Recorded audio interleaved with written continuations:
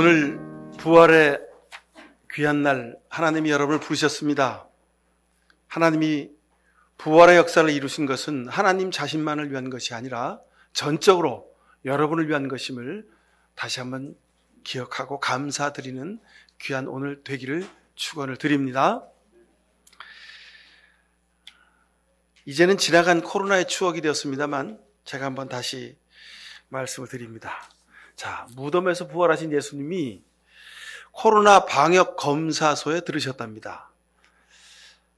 그런데 방역 검사소 직원이 하는 얘기가 예수님 무덤에 3일 동안 계셨죠? 그러니까 아직 자가격리 기간이 일주일이니까 아직 4일 남았으니까 4일 뒤에 오세요. 그러셨다는 겁니다.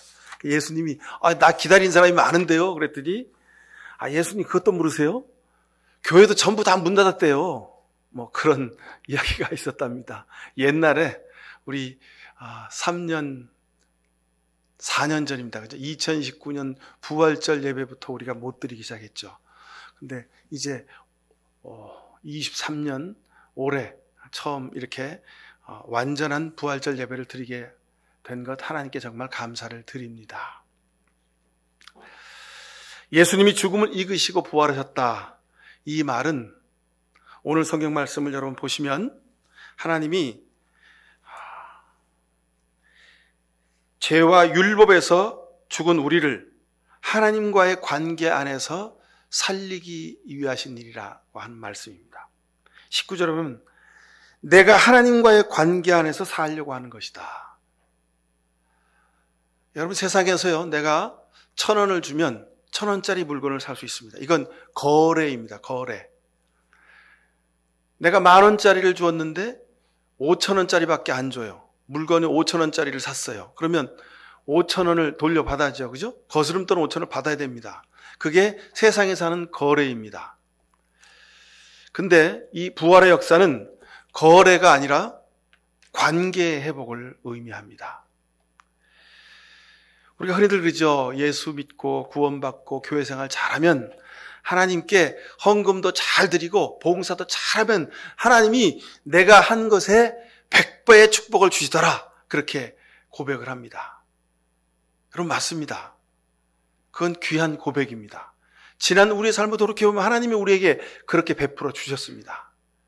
근데 그 얘기를 듣고 어떤 분이 그래 나도 100배를 좀 남겨봐야지. 그리고 교회 와서 신앙생활을 시작하셨다면 여러분 그것은 잘못된 시작입니다. 왜냐하면 시작이 뭘로 시작한 겁니까? 하나님이 나를 사랑하시고 하나님 나를 부르셔서 하나님의 그 사랑에 감격해서 내가 신앙생활을 시작하면 내가 세상에서 좀 더 바르게 살아야겠다. 그런 관계의 개념으로 신앙생활을 시작하면 여러분 그 신앙생활은 100점짜리입니다. 근데 나도 100배쯤 좀 벌어볼까? 여러분 그러신 분은 저기 가서 땅을 사십시오. 아니면 주식을 사세요. 그러시면 뭐 이득을 좀 보실 수도 있고 아니면 손해를 보실 수도 있습니다. 그건 거래입니다. 하나님과의 거래를 하면 반드시 실패합니다.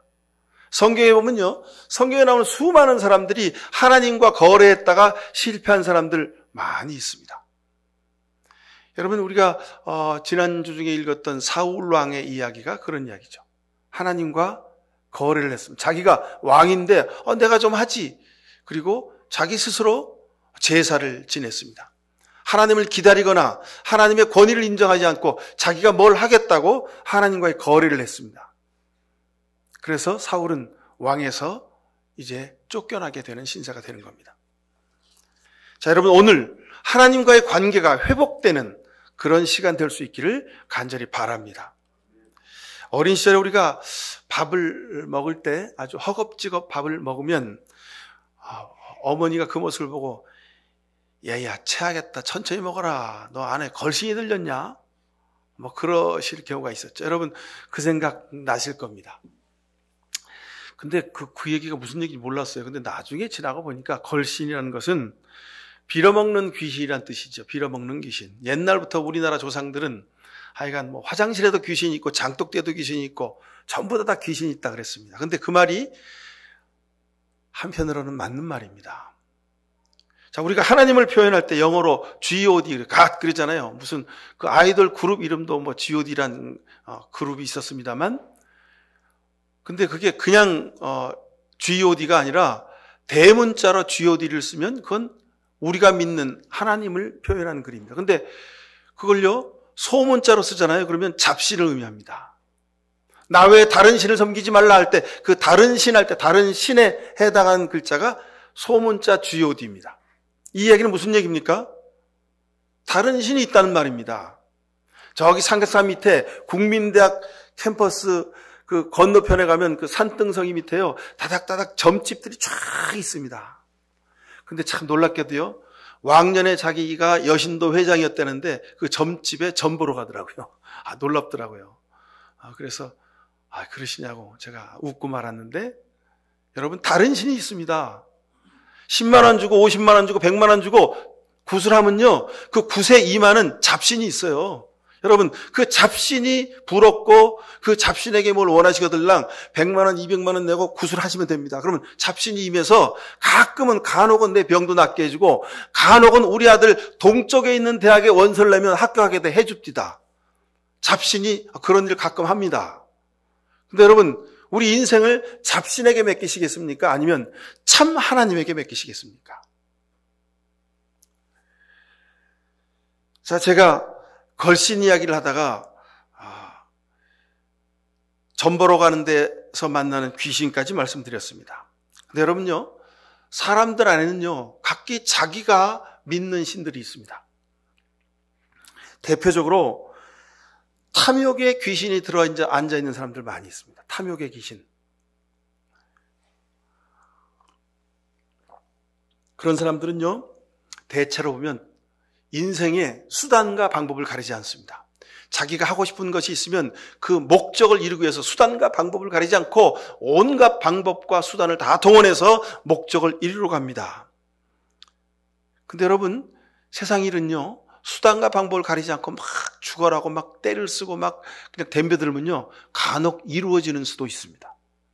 그러니 여러분 수단과 방법을 가리지 않고 탐욕의 신을 모시고 그 신이 내 인생에 도움을 주겠다 생각하시면 그렇게 사셔도 됩니다. 근데 여러분 그 탐욕의 신을 믿고 사시렵니까? 아니면 하나님을 믿고 사시렵니까? 권세와 부와 명예를 다 가지려고 수단과 방법을 가리지 않고 뛰어드는 사람들이 있습니다. 근데 하나님은 공평하신 하나님이셨어서요. 여러분 권세와 부와 명예를 다 가지려고 하는 사람들은 불나방과 같은 사람들임을 우리가 볼 수 있게 하십니다. 심판의 때가 있습니다. 권세와 명예와 부를 가졌다고요? 여러분 오래 못 갑니다. 길어야 5년, 길어야 10년. 여러분 우리가 지난주 봄꽃이 화사하게 쫙 폈죠? 뭐 화무 11홍 그렇게 얘기합니다. 근데 그 뒤에 또 건불 몇 년 그렇게 붙죠. 그죠? 그게 우리가 세상 살면서 배우는 삶의 이치입니다. 근데 하나님의 역사를 통해서 우리에게 보여주셨습니다. 제 아무리 하나님의 대언자였던 모세라 할지라도 40년 동안 민족을 이끌었던 민족의 불세출의 지도자 영웅 모세라고 할지라도 하나님이 부르시면 저가 눈이 아직 흐리지 않고 힘이 아직 떨어지지 않았는데 하나님이 그냥 불러가셨다는 거예요. 어떻게 해요? 무덤도 없이 불러가셨답니다. 이게 하나님이 행하시는 역사입니다. 그래서 우리 이런 하나님을 공평하신 하나님 그렇게 말씀합니다. 우리가 이 부활주일에 공평하신 하나님을 마음속에 새기는 것은 하나님과 우리와의 관계를 우리가 다시 생각하기 위함입니다. 하여튼 여러분 우리 사람 속에 무언가가 들어있어요. 그래서 프로이트는 뭐 이드, 수포에고, 에고가 있고 그 사람의 깊은 속에 무슨 리비도가 있어가지고 사람이 늘 성적인 충동, 욕망 가운데 살아간다. 뭐 그렇게 심리학으로 분석하기도 합니다. 하여튼 그 말도 일리가 있습니다. 근데 간단히 말하면요, 사람은 자기 정체성이 분명한 사람, 이 사람이 중요합니다. 하나님은 자기 정체성을 분명히 가지고 사는 사람을 기뻐하십니다. 신앙, 믿음, 예수 그리스도를 바라보고 산다 이 말은 하나님 앞에서 내가 어떤 존재인지를 깨달아 알고 산다 이 말입니다. 그리고 더 나아가서 성경은 우리 속에, 내 속에 있는 정체성의 본질이 뭐냐면 바로 예수 그리스도의 품성이라고 하는 겁니다. 사도 바울은 오직 내 안에 그리스도께서 사신다고 이렇게 고백했습니다. 사도 바울 안에 자기 생각, 자기 철학, 자기 가치관이 있는 것이 아니라 그 안에 예수 그리스도가 사신다고 고백하고 있습니다. 바울의 삶의 기준은 그래서 자기 생각이 아니라 예수 그리스도의 십자가가 자기 삶의 기준이었습니다. 자기를 기준으로 사는 사람과 예수 그리스도를 기준으로 사는 사람, 삶의 모양이, 태도가, 열매가 완전히 다릅니다. 자기를 기준으로 사는 사람은 희생할 이유가 없습니다. 섬겨야 될 이유가 없습니다. 십자가를 져야 될 이유가 있습니다. 도리어 남이 나를 위해서 희생해 주기를 바랍니다. 뭘로요? 거래로. 어떤 거래? 야, 내가 너한테 10,000원 줄 테니까 너 나한테 10,000원어치 해봐. 내가 너한테 10만 원 줄 테니까 10만 원어치 해봐. 내가 너한테 1억 줄 테니까 1억어치 해. 이런 겁니다. 그래서 자기를 기준으로 사는 사람은 물질로, 돈으로, 눈에 보이는 것으로 상대방과의 관계를 삽니다. 그걸 거래라고 말합니다. 근데 여러분, 하나님은 우리를 사지 않으셨습니다. 도리어 하나님은 우리 위하여 자신의 목숨을 내어주셨습니다. 그래서 우리는 하나님과 거래하지 않고 하나님이 우리와 거래하지 않으시고 우리와 관계를 맺으셨다 이렇게 말합니다. 자, 여러분 안에는 누가 있습니까? 여러분은 십자가를 지고 사는 사람들입니다. 때문에 나를 내가 주관하는 것이 아니라 예수님이 주관하시도록 해야 합니다. 이것이 오늘 부활주의를 지나며 우리가 가져야 될 가장 중요한 신앙적 결단입니다. 부활절 예배를 드리고 있는 여러분, 세상에서요, 그 어떤 누구도 죽었다가 다시 살아온 사람 아무도 없습니다. 오직 예수님 한 분뿐입니다. 근데 성경에서는 우리가 자꾸 죽었다가 다시 산다고, 사도 바울도 너희가 죽었다가 다시 살아야 한다고, 부활을 살아야 한다고 말합니다. 도대체 이게 어떤 부활입니까? 제가 늘 강조해서 말씀드리는 말씀이죠. 전통적인 해석은 죽어서 가는, 천국에서 다시 사는 부활을 말합니다. 그리고 많은 교회에서 성도들이 오늘 교회들마다 예배하면서 예수님의 부활을 찬송하고 기뻐합니다. 환영하고 박수칩니다. 도대체 어떤 부활을 말하는 겁니까? 에베소 2장 1절에서는 바로 이런 말씀을 하고 있습니다. 허물과 죄로 죽었던 너희를 예수님이 다시 살리셨다고 말씀합니다. 허물과 죄로 죽었다. 내가 죄인임을 고백했다는 말씀입니다. 그리고 십자가 앞에서 하나님, 내가 죽을 죄인이라고 하는 것을 고백했다는 말씀입니다. 여러분, 여러분의 허물과 죄가 무엇인지를 보실 수 있길 바랍니다. 세상 사람들은 눈에 보이지 않으면 그건 아니라고 생각합니다. 법에 저촉되지 않으면 그건 죄가 아니라고 생각합니다. 그런데 성경은, 하나님은, 예수 그리스도는 너희가 허물과 죄로 죽었다고 말씀합니다. 여러분, 눈에 보이지 않지만, 법에 저촉되지 않았지만, 그러나 하나님과 나만이 알고 있는 죄, 잘못, 더럽고 시커먼 것들, 여러분 그것들 앞에 내가 죽을 수 있게 되기를 간절히 바랍니다.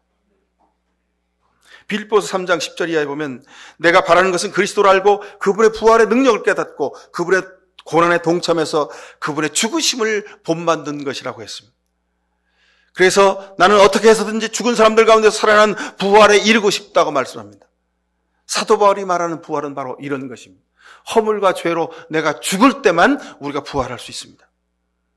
허물과 죄로 내가 죽는다 이 말은 내가 삶에서 내 부족함과 죄와 내 허물과 죄악들을 내가 깨달아 알고 주님 십자가 밑에 무릎 꿇어 고백하는 겁니다.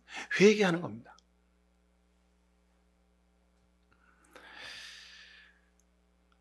나는 부활 이것을 이미 얻었다고 자신하는 것도 아니고 이미 목표점에 다다랐다고 말하는 것도 아니다. 그러나 그리스도 예수께서 나를 사로잡으셨으므로 나는 그것을 붙들려고 날마다 쫓아가고 있다고 말씀하고 있습니다.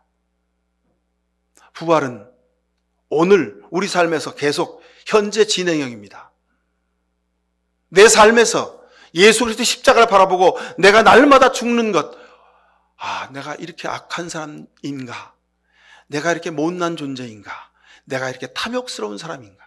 내가 이렇게 주님 말씀 앞에 하나님 앞에 약속한 것을 하나도 지키지 못하는 존재인가를 내 스스로 주님 십자가 앞에서 여러분 고백할 수 있게 되길 바랍니다. 그러면 우리가 오늘을 부활의 삶을 살게 될 줄로 믿습니다.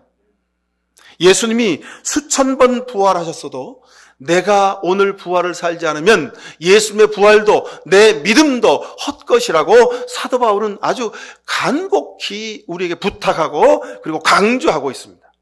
여러분, 오늘 내가 내 잘못과 죄를 회개하고 주님 십자가 밑에 무릎 꿇어 살지 않으면 주님의 부활이 우리에게 아무런 의미가 없다는 말씀입니다. 세상 사람은 눈에 보이지 않으면, 남이 보지 않으면, 법에 서촉되지 않으면 나는 죄인이 아니다, 나는 의인이다, 의로운 사람이라고 말합니다. 그래서 세상 사람들 앞에서, 다른 사람이 보는 눈앞에서 그저 좀 윤리적으로 인품을 가진 사람으로 좀 깨끗한 행동과 말을 하고 그렇게 거룩한 채 하게 하며 삽니다. 그러면 사람들이 저 사람 좋은 사람이네, 저 사람 된 사람이네 이렇게 말합니다. 근데 여러분, 우리는 그렇게 이중적으로 살 수 없습니다. 왜요? 우리 중심을 보시는 하나님 앞에 우리의 중심을 내어드려야 하기 때문에 그렇습니다. 오늘을 내가 부활을 살아야 되기 때문에 그렇습니다.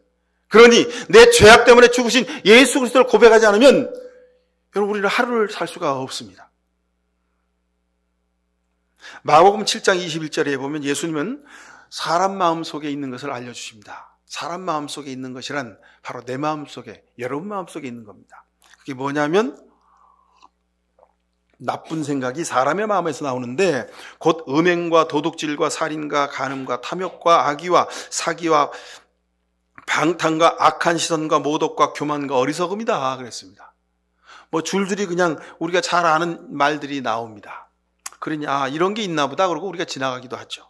근데 여러분, 이런 게 있나 보다가 아니라 우리의 날마다 24시간의 삶 속에서 우리가 자는 시간 빼놓고 우리는 늘 이 말씀에 늘 관계되어 살아갑니다. 우리 안에 탐욕의 불이 불타고 있습니다. 내 것이 아닌 다른 사람의 것을 탐하며 갖고 싶어 합니다. 그것은 물질도 권세도 명예도 다른 사람의 정신도 다른 사람의 지식도 그런 것도 다 내가 가지고 싶어 합니다. 근데 여러분, 이 탐욕은 물질적인 타락과 성적인 방종을 불러옵니다. 요즘에 인터넷 문화는 간음과 성적인 타락을 조작하죠. 그 누구도 여기에 자유로울 수가 없습니다. 살인자의 마음도 있습니다. 죽이고 싶은 마음을 가져본 경험들이 여러분 많이 있으시죠? 미국에 있는 그 유명한 빌리 그램이라는 목사님 돌아가셨죠? 그분 기념관이 있답니다. 근데 저희 교단의 선배 목사님이 그 기념관에 가보셨다는 거죠. 근데 가봤더니 빌리 그램 목사님이 생전에 쓰시던 물건들 다 모아놓고 그분이 생전에 했던 수많은 위대한 업적들이 다 기록되어 있고, 그리고 한 구석에 이렇게 TV를 이제 VTR을 틀어놨는데 그 빌리 그램 목사님 사모님이 인터뷰하는 장면이 있답니다. 근데 가만히 보다 보니까 신기한 장면이 있어서 저게 무슨 얘기지? 그러고 다시 가서 봤다는 거죠. 근데 그 사모님이 인터뷰하는 그 인터뷰 내용이 있는데 그 인터뷰 내용 중에 목사님 생전에 참 존경하고 그러신데 돌아가셨는데 사모님 목사님 보고 싶으세요? 글쎄요 그러시더래요. 그래서 왜 저러실까? 그랬는데 생전에 목사님 보시고 어떤 생각이 들었어요? 그러니까 그 사모님 하신 말씀이, 여러분 어떤 이야기를 하셨겠습니까? 그 인간이요, 죽이고 싶었어요. 그랬다는 겁니다. 그러니까 위대한 빌리 그램 목사님 사모님이 그 인간, 자기 남편 보고 빌리 그램 목사님 보고 저 인간 죽이고 싶었다고 그렇게 말씀하셨다는 거죠. 근데 거기서 그걸 보고 있던 분들이, 어떤 분들은 막 웃고 박수치고 어떤 분들은 손을 가슴에 대고 아주 기도하는 모습을 하셨다는 겁니다. 여러분, 그렇습니다. 남들이 보기엔 위대한 목사님이고 남들이 보기엔 아주 놀라운 분이지만, 그러나 가까이서 본 그 사모님이 본 그 자기 남편의 모습은 죽이고 싶도록 미운 존재였던 겁니다. 여러분, 근데 빌리그레암 목사님하고 그 사모님과의 관계에서만 할 수 있는 이야기일까요? 여러분, 우리 모두 다 해당되지 않습니까?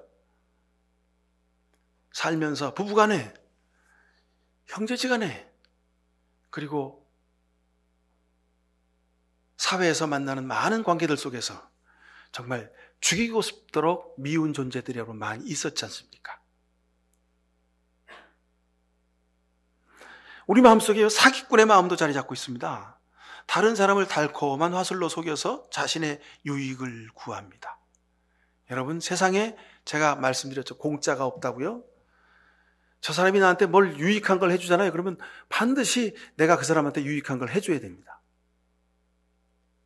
세상의 관계는 다 이 거래의 관계가 많습니다. 자, 우리 속에 또 쾌락을 따라서 내 마음대로 하고 싶어 하는 그런 마음이 있습니다. 아이, 뭐, 될 대로 되라지, 뭐. 아이, 그냥 편한 게 좋지, 뭐. 아유, 즐거운 게 좋지, 뭐. 그런 마음이 우리에게 있습니다. 자, 우리 마음 속에 있는 마음도 어떤 마음입니까? 남이 잘 되는 것을 보면 괜히 배가 아프고요. 마음이 편하지 않아요. 그런 마음이 있습니다. 내 안에 질투의 쓴뿌리가 있기 때문에 그렇습니다. 나보다 높아져 있는 사람을 보면 전에는 나랑 비슷하거나 내 밑이었는데 나보다 좀 위에 있는 것 같아. 저 사람이 나보다 돈도 많고 명예도 많고 권세도 있는 것 같아. 아, 그럼 괜히 배가 아픈 겁니다. 그게 인간의 본성입니다. 그래서 우리는 어떻게 합니까? 질투의 쓴뿌리가 작동을 하면 어떡하죠? 내 마음속에 불이 붙어서 어떻게든지 그 사람을 비방하고 끌어내리려고 합니다. 이게 우리 삶의 본성입니다. 여러분, 우리 스스로를 보기에 참 우리가 어떤 존재인지 잘 알지 않습니까? 부족하기 짝이 없고 모자라기 짝이 없고 신실하지도 못하고, 그런데 우리는 그런 자기가 잘났다고 다른 사람 앞에서 늘 고개에 힘을 주고 어깨에 힘을 주고 삽니다. 이게 뭡니까? 교만입니다. 교만. 교만이라고 하는 바이러스가 우리 속에 가득 차 있을 때가 많습니다. 우매하기가 끝이 없습니다. 눈앞의 것에 혹하고 마음을 빼앗기고, 누가 나한테 말 한마디 하면 그 마음이 내 마음속에 화살처럼 꽂혀가지고 그 화살을 그냥 뽑으면 되는데, 그 화살을 팅 하고 튕겨내면 되는데, 그 화살을 자기가 막 부여잡고 밤새 더 아래다 더 박아요. 자기 마음속에 더 박아. 그 사람은 나한테 한마디 했는데 나는 밤새 1000마디, 10,000마디로 그 말을 만들어.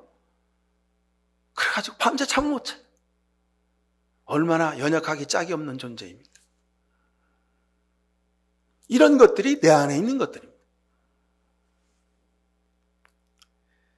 자, 그러면 우리가 어떻게 부활신앙이 헛되지 않게 하려면 어떻게 우리가 살아야 하겠습니까?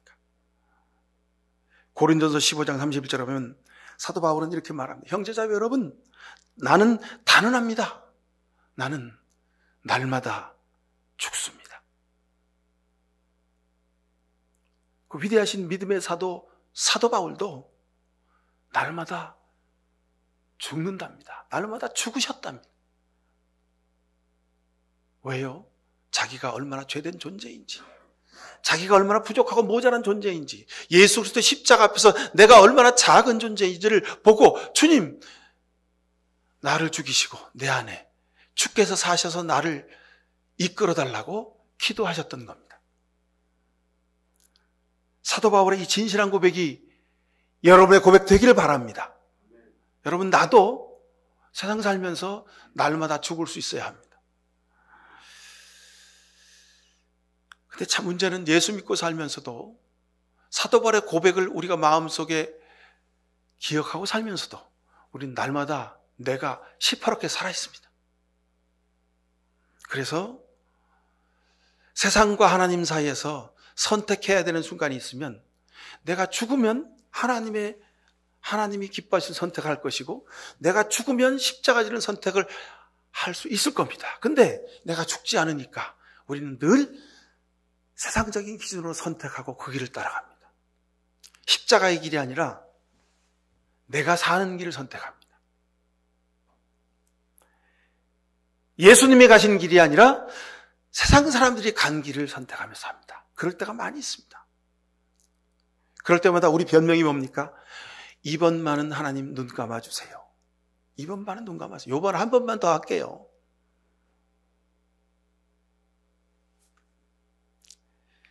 여러분, 우리 속에 늘 내 마음대로 내 고집대로 해야 직성이 풀리는 것이 있습니다. 자식도 세상 일도 예수 믿는 것도 하나님을 섬기는 것도 늘 내 직성대로 내가 하고 싶은 대로 해야 그게 되는 것인 줄 압니다. 근데 여러분 기억하십시오. 이것이 망하는 지름길입니다. 부활신앙으로 사시려면 내 방식대로 내 직성대로 하는 것을 버리시길 바랍니다. 예수님도 예수님이 원하는 삶을 살지 못하셨습니다. 예수님이 원하는 삶을 살지 못했다 이 말은 예수님이 원하셨던 잔을 예수님이 마시지 않고 하나님이 원하신 잔을 예수님이 마셨단 말입니다. 여러분, 내가 원하는 잔을 내려놓고 하나님이 주시는 잔을 받아 마실 수 있기를 간절히 바랍니다. 하나님이 주시는 잔은 내가 손해보는 잔이요, 내가 바보가 되는 잔이요, 내가 멸시받는 잔이요, 내가 죽는 잔입니다. 그게 부활을 사는 겁니다. 내가 죽어야 내 안에 계시는 예수님이 사시는 겁니다. 나는 날마다 하나님의 은혜 안에서 변화된 삶을 살겠다. 그러면 여러분, 나를 죽이는 연습을 날마다 해가실 수 있길 바랍니다. 세상적인 욕심이 죽고 세속적인 영이 죽고 내 고집이 죽고 알량한 자존심이 죽고 교만이 다시 죽어야 내가 다시 사는 부활이 있습니다. 제가 늘 여러분에게 말씀드립니다. 자, 여인이 결혼을 해서 사랑의 결실을 맺어 임신을 합니다. 자, 그럼 임신을 하면 어떻게 됩니까?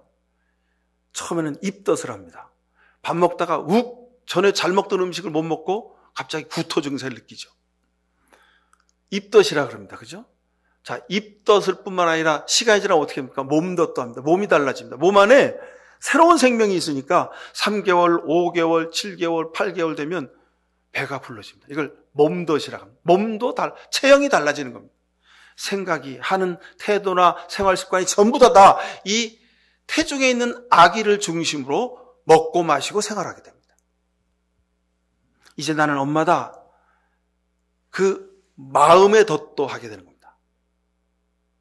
그래서 나는 이제 엄마다. 태중에 있는 아이를 생각하면서 자기가 원하고 바라는 것, 자기가 하고 싶은 것을 다 절제하게 되죠. 우리의 부활신앙은 거룩한 영적 임신이다. 이렇게 말씀드릴 수 있습니다. 여러분, 내 안에 예수 그리스도께서 계십니다.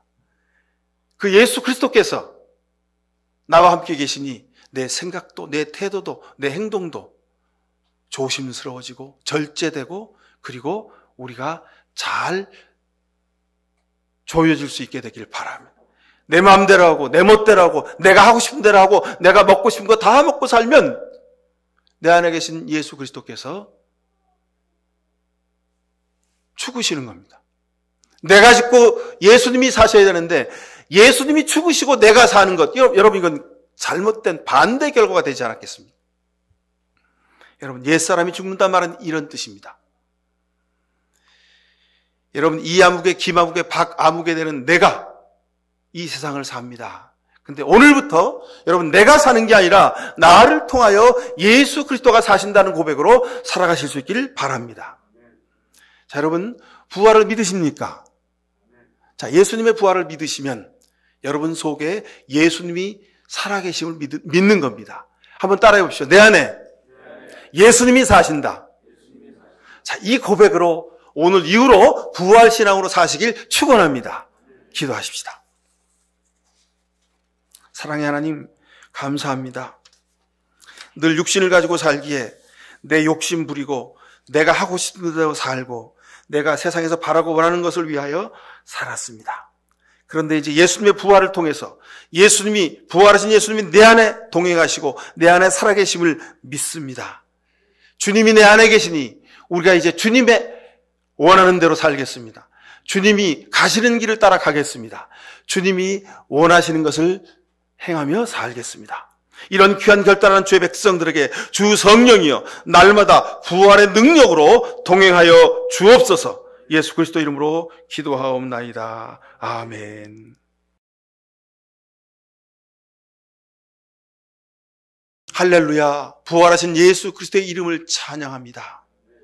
부활하신 주님이 우리와 함께 계시고 내 안에 계시니 이 세상에서 부활의 증인으로 살겠습니다. 변화된 삶을 날마다 살겠습니다. 내가 죽고 내 안에 그리스도가 사는 삶을 살겠습니다. 이런 귀한 결단하는 이 시간 머리 숙인 모든 죄 백성들 머리 위에 하나님 아버지의 귀하신 사랑과 예수 그리스도의 부활의 놀라우신 은혜와 지금도 우리 곁에 계셔서 부활의 증인으로 살도록 우리를 도와주시는 성령의 복렬했음이 사랑하는 저들의 가정과 일터와 이 나라 민족의 역사 위에 지금부터 영원히 함께해 주시옵기만을 간절히 축원하옵나이다. 아멘.